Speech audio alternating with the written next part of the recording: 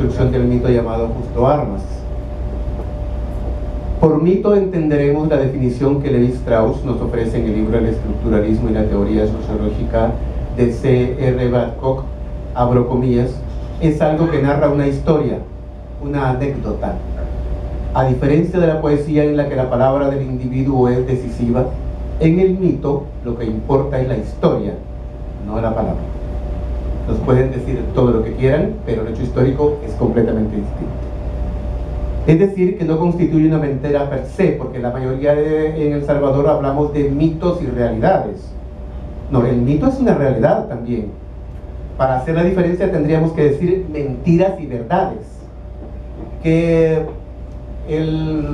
hay una hierba que nos adelgaza. ¿Mito o realidad? Ponen en las revistas de la mañana en la televisión. No, ¿verdad? ¿Es verdad o mentira? Porque el mito también es una realidad dependiendo de cómo está construido.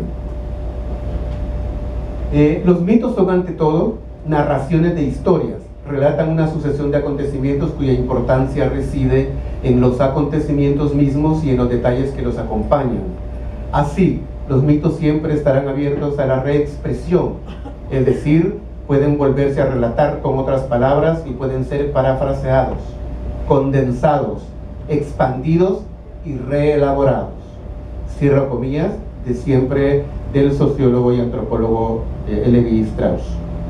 Otros autores estructuralistas y especialistas en semiótica, semiótica es la ciencia de la comunicación, pero a partir de la construcción del lenguaje y no a partir de la construcción de mitos históricos. Ambas ciencias de la filosofía y el lenguaje, como Émile Durkheim, Michel Foucault y Roland Barthes, coinciden con Strauss. Algo muy importante a tomar en consideración es que cuando las explicaciones científicas comenzaron a rivalizar con las míticas, el término mito adquirió un contexto negativo y casi despreciativo. Comenzó a utilizarse como creencia extendida, pero falsa, o de plano una soberana patraña.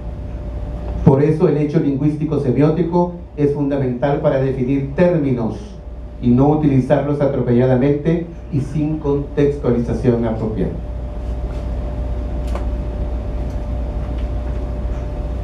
Una de las interpretaciones del mito lo considera como un hecho histórico que pudo haber sucedido, pero que con el transcurso del tiempo se ha ido convirtiendo en un leve reflejo de lo acaecido realmente, al ir perdiendo fuerza o basarse en pura elucubración, idealizada y sin sustento científico. Eric Hobsbawm, historiador inglés de grandes méritos y quizás el más importante de los historiadores del siglo XX en el mundo, estudió la construcción de las tradiciones inventadas, fenómenos constantes en el devenir histórico de muchas figuras, héroes, gobernantes y varios hechos de la historia mundial que solo son consumidos por las masas como verdades a fuerza de ser repetidas, sin mayor análisis, a veces contando con la oficialización de los datos por los sistemas educativos y de prácticas llevadas a cabo impuestas por las élites del poder político de cualquier ideología, junto con el económico y el cultural. Pero durante los últimos 2 siglos, la humanidad ha profundizado la fundamentación de la historia como ciencia, la cual debe ser apoyada por fuentes reales, objetivas, con la aplicación del método científico y desechando la leyenda, la interpretación sesgada y la elucubración sin útil sustento. Hay un problema bien serio en El Salvador con la construcción de la historia del siglo XIX. El presidente Saldívar llamó a un conjunto de notables, como le llamó Raúl. ¿Pero qué quiere decir conjunto de notables? Él se refería a la gente aristocrática. Hablar de duques, archiduques, que le encanta muchísimo a las clases que no son ni duques ni archiduques. Les encanta decir, ay, que yo conozco a fulanito, no, proviene de la familia tal, etcétera, etcétera, etcétera. Qué bueno que fulanita se va a casar con un señor de apellido tal, porque proviene de esto y esto y esto. Nos encanta. Por eso las historias noveladas o la novela de la historia narra mucho esos temas, narra mucho esos temas, narra mucho esas interpretaciones y la va llenando de una gran cantidad de información que en un momento dado llega a considerarse como real. Esto es lo que nos provoca entender o malentender que cuando el presidente dice necesito que escriban la historia de El Salvador porque se perdió en el incendio de tal año o en el terremoto de tal año, y llama a personalidades del tamaño de don Francisco Gaviria, el señor Lardey Artés, Darío González y una gran cantidad de personas que llegaban a los 20. Escriban, les dijo. Francisco Gaviria, poeta, nos llenó toda la historia de leyendas, de la leyenda de la princesa del Tazumal, que resultó después, en los años 50, que no era princesa, era príncipe. Entonces construimos a partir de qué información, a partir de qué fuente, quién me lo contó, o lo leí yo realmente porque estaba impreso o escrito en algún documento, o cuáles documentos son los que he utilizado, de qué manera las estructuras de poder político, religioso, cultural, de cualquiera de los poderes que existan en el mundo, son utilizados de manera de interpretación y sepultamiento. Una gran cantidad de preguntas que tenemos que hacernos alrededor de la historia nos permitiría entender que en 1770 la provincia de San Salvador, que era la zona rica de la provincia de Guatemala, mandaba a la Corona de Madrid los fondos de 400,000 pesos oro. Esto quiere decir unos 25, 30 millones de dólares de oro, de los cuales 270 llegaban del añil, el tabaco y el azúcar salvadoreño, y solo el resto de la provincia de Guatemala, que era la Capitanía General. Si San Salvador era rica, Guatemala se quedaba solo con ser el poder político y religioso. El tema que nos ocupa esta noche es un tanto complejo, pero no viable de ser confirmado o negado por las fuentes científicas que deben sustentar la historia. Pretendo dar una opinión sobre lo que en las ciencias sociales se llama estado de la cuestión, cómo está en este momento. Con la mayor cantidad de fuentes que podemos encontrar en él, a veces, árido campo intelectual salvadoreño, siempre en busca de la comprobación y no de la negación a priori o porque se me ocurrió simplemente. Acercarnos lo más científicamente posible a la verdad histórica para tratar de dilucidar lo que hasta hoy se ha planteado con base a historias contadas de generación en generación, aceptando como verdad lo dicho por amigos o parientes sin que nadie más haya tenido conocimiento, tal como muchas veces ha sucedido en la historia oral, débil en sí misma. Es decir, la historia oral, la debilidad se debe a que si yo le cuento a la persona que está en la primera banca, cuando llega a la última banca ya cambió todo. Entonces la versión original se va repitiendo y repitiendo y a veces se va aumentando o disminuyendo según el gusto del que la repite. Para que no sea considerada como prueba científica total, sino que únicamente un posible referente y punto de inicio de una investigación que, según los datos obtenidos, se convierta en un hecho científico. El apartado que voy a leer ahora es Don Justo Armas y Maximiliano de Habsburgo. Es más que evidente que Don Justo Armas existió. Si no, no estaríamos aquí. Además, en nuestro país, igual no estaríamos aquí. No lo es tanto el que él haya sido el emperador que tuvo México a mediados del siglo XIX.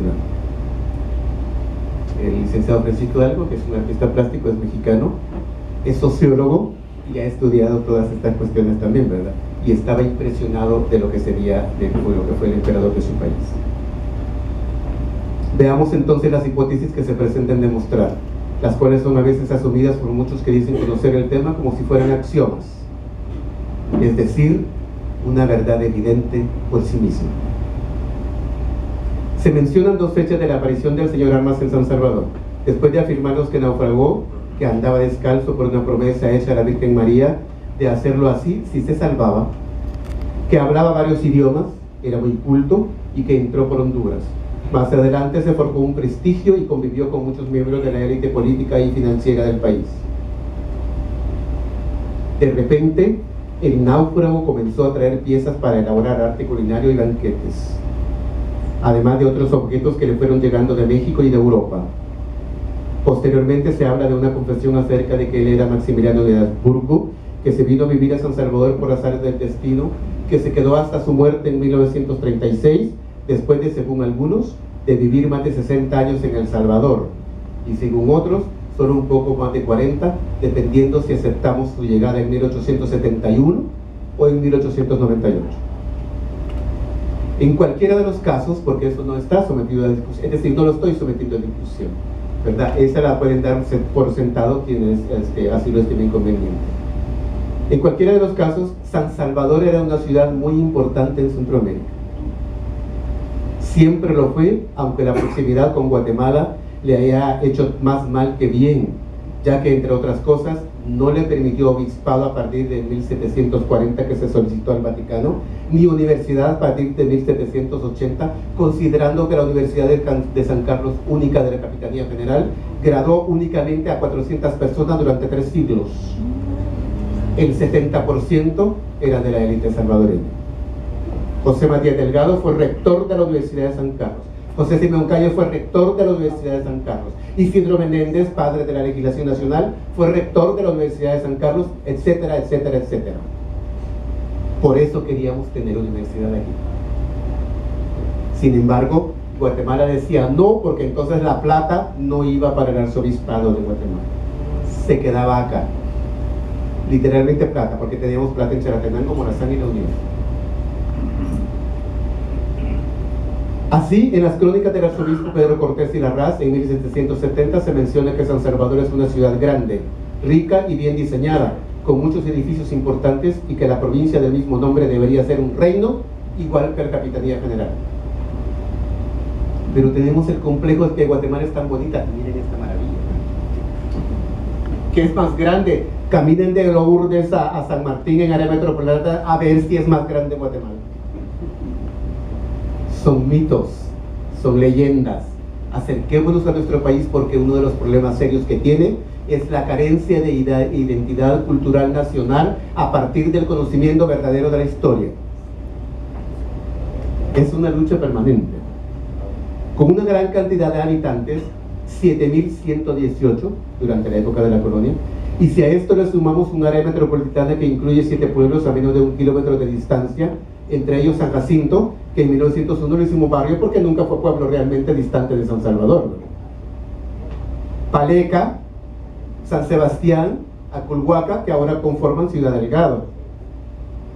Estaban pasando la garita de lo que conocemos de la garita, porque había una garita ahí para que pagaran impuestos por la entrada a la capital.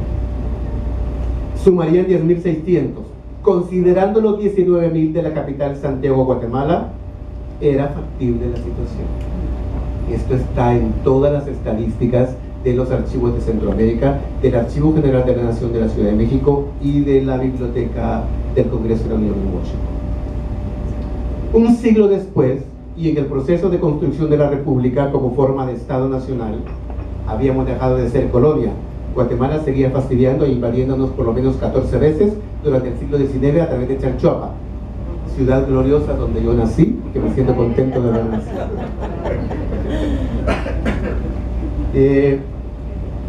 El señor Armas llegó en 1871, San Salvador tenía 25.000 habitantes. Era una urbe. 16 templos, algunos quemados, como Santa Lucía, que estaba donde ahora es la Plaza de las Peluqueras, que antes fue la Plaza 14 de Julio, y la de San José, que igual quedó la fachada que el grupo Walmart restauró hace poco con el alcalde actual. Con la misma área metropolitana ya mencionada alcanzaría los 35.000, y si fue en 1898 sobrepasaba los 50.000 en área metropolitana, según el historiador salvadoreño Barón Castro. Evidentemente era una ciudad inmensa para los 600.000 habitantes de toda la República. Y aunque no era París ni era Londres, tenía lo necesario para ser considerada una ciudad importante. Tradicionalmente, los criterios incluso de varios historiadores es considerar a ciudades pequeñas como poco significativas en un momento histórico determinado, pero el criterio que debe prevalecer es el de la ubicuidad histórica, es decir, que el tamaño corresponde a la cantidad de habitantes de la época y responde a elementos propios de esa época, lo que significa que no debe compararse con la actual, sino por la suya en particular. Comparemos ahora las capitales centroamericanas. 7 millones de habitantes tenemos, pero 3 millones estamos en la monstruosa área metropolitana que el Citram se está destrozando. Guatemala 3 millones y medio. ¿Cuál es la mayor diferencia? La misma que hace 300 años. Tegucigalpa sobrepasa del millón. Es una ciudad terrible, espero que no haya ningún hondureño aquí. Porque es complicado manejar, caminar en Tegucigalpa, todo de cerros.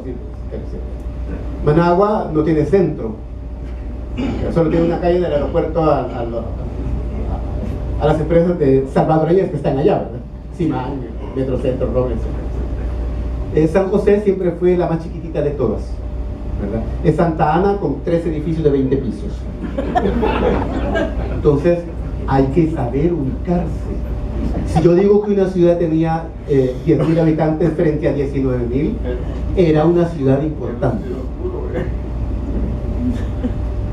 Se ha dicho que el señor Armas llegó en 1871 y en ese momento, desde 1850, San Salvador tenía varios hoteles, almacenes, boticas, librerías, universidad, colegios privados y actividades políticas y culturales, 3 puertos en activo, comercio nacional e internacional, cuerpo diplomático de 17 representaciones diplomáticas de América y Europa, representaciones de teatro y ópera, 20 funciones en 1872 y ahora hace 3, Alisa, ¿verdad? En el Teatro Presidente, con 25.000 habitantes en aquel tiempo y con más de 3 millones ahora.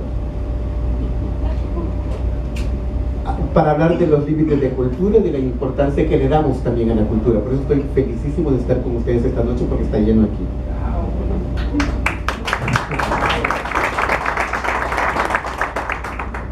Todo esto está en los periódicos, ¿verdad? Vengo lleno de periódicos, pues si acaso no me quieren creer, ¿verdad? Donde están los anuncios de los hoteles, de los teatros, de las actividades que llevaban a cabo los presidentes de la República y de los banquetes que se daban para hablar otra vez del señor Armas. La embajada de Italia daba un banquete de tal y el señor Armas no existía en El Salvador.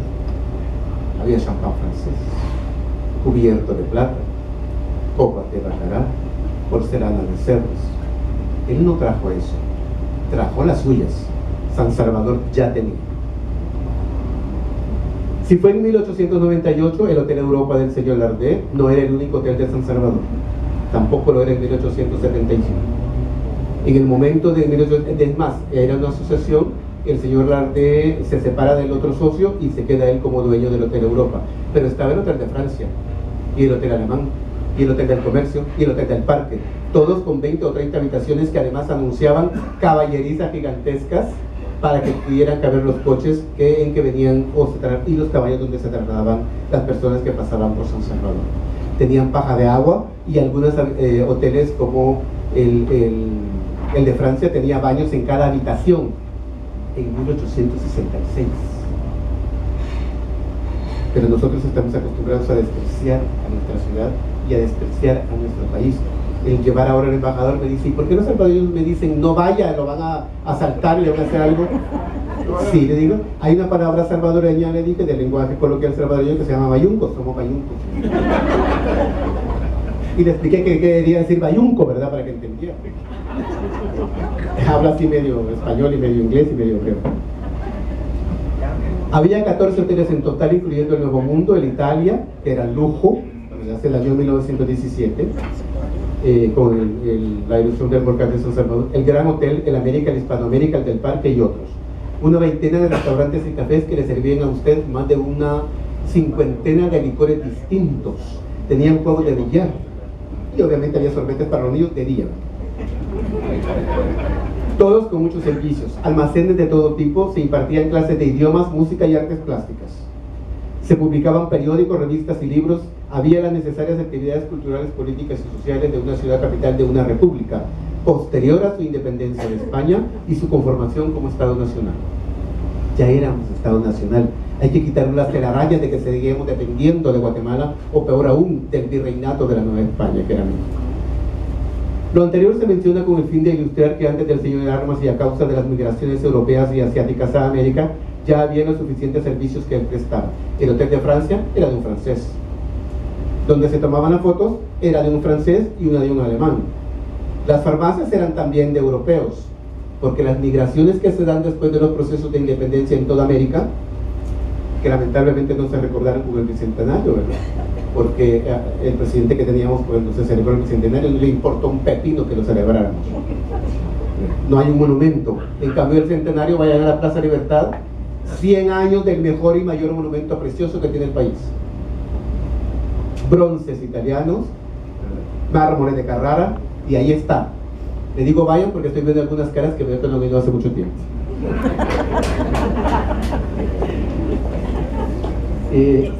Se daban banquetes privados, diplomáticos y de Estado, para lo cual se importaba porcelana fina, cristalería, juguetería, mantelería, ropa fina, sombreros, zapatos, perfumes. Traigo una lista por si acaso quieren. El almacén El Rol, el 22 de septiembre de 1854, publicaba más de 200 productos que vendía. Viene la dirección porque es el almacén de don Jacinto Artigas, situado en la esquina de la Plaza Mayor, calle del Comercio. O sea, la Plaza Mayor es ahora la Plaza Libertad. La catedral era ahora el templo de Nuestra Señora del Rosario, y la calle del Comercio era la que conocemos ahora como Segunda, que es la continuación de la Rubén Darío. Tenemos 300 años de tener la misma calle del Comercio. Veo por algunas caras que apenas se están enterando ahora.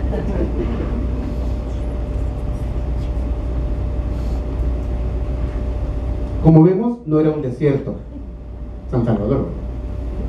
Y las élites y la creciente clase media ilustrada, al igual que los grandes capitalistas comerciales, agrícolas y financieros de la banca, teníamos ya 3 bancos, ¿verdad? La mayoría conocemos como que el Banco Salvadoreño fue el primer banco, pero no. El Banco Internacional de El Salvador fue desde 1878, y el Banco de Comercio y Hipotecario y de Comercio todavía un año antes, ¿verdad? Desaparecieron obviamente cuando apareció El Salvadoreño y otros bancos que llegaron del exterior. Por eso resulta un tanto discutible decir que el señor Armas había impresionado al país en cuanto a este tipo de conocimientos, como si él fuera el único y la primera vez que El Salvador entraba en contacto con esta realidad. Eso no le gustó. Por supuesto, no se niegan sus capacidades y sus cualidades, tanto profesionales como personales. Lo que no se admite es que sea una razón que sustente el ser emperador de México. El factor masonería y Benito Juárez. La intelectual e historiadora mexicana María del Carmen Vázquez, miembro del número del Instituto de Historia de la Universidad Nacional Autónoma de México, en su libro Muerte y Vida Eterna Benito Juárez, su deceso, sus rituales y su memoria, impreso en la Ciudad de México en 2006, dice lo siguiente. El capítulo se llama Juárez, masón practicante.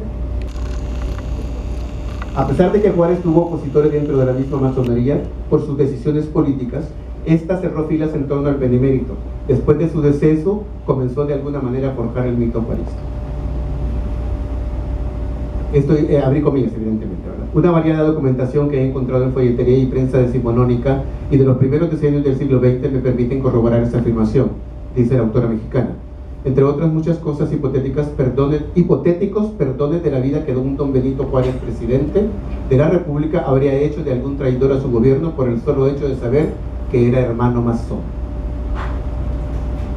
Nadie, por cierto, menciona el caso de Maximiliano de Habsburgo, grado 33 del rito escocés y condenado a muerte por Juárez por haber violado la soberanía de México. Dice la autora, cierro comillas. Posteriormente dice, hace un llamado a pie de página. Abro comillas. En la República de El Salvador existe una leyenda de que el masón Juárez tiene perdonada la vida al masón Maximiliano, y que éste emigró para allá, en donde siempre anduvo descalzo y usó el nombre Augusto Armas. Hay, por supuesto, otras versiones relativas a su origen. Cierro comillas. El 16 de junio de 1876, 9 años después del fusilamiento de Maximiliano de Habsburgo, se publicó en Hungría un artículo que narra la muerte y embalsamamiento del emperador Maximiliano, escrito por el doctor Sender Eder, quien vivió en México durante 10 años y fue testigo del fusilamiento y miembro del equipo que embalsamó el cadáver del otrora emperador. En dicho documento describe y narra lo que hizo y vio además de los posibles testigos de la situación. Aquí está el artículo. ¿Dónde está? Se llama La muerte del emperador Maximiliano por el doctor Sanders, con motivo de su 9º aniversario, porque fue escrito 9 años después de haber sido fusilado.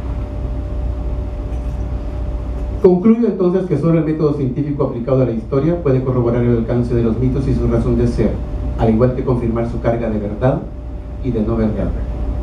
Sobre el tema tratado hoy no existe en el momento ninguna comprobación del mito Augusto Armas con la aplicación de dicho método. Todo lo contrario, según historiadores mexicanos y europeos, si algún día llegasen a encontrarse, entonces hablaríamos y actuaríamos diferente respecto de una auténtica realidad histórica. Muchas gracias.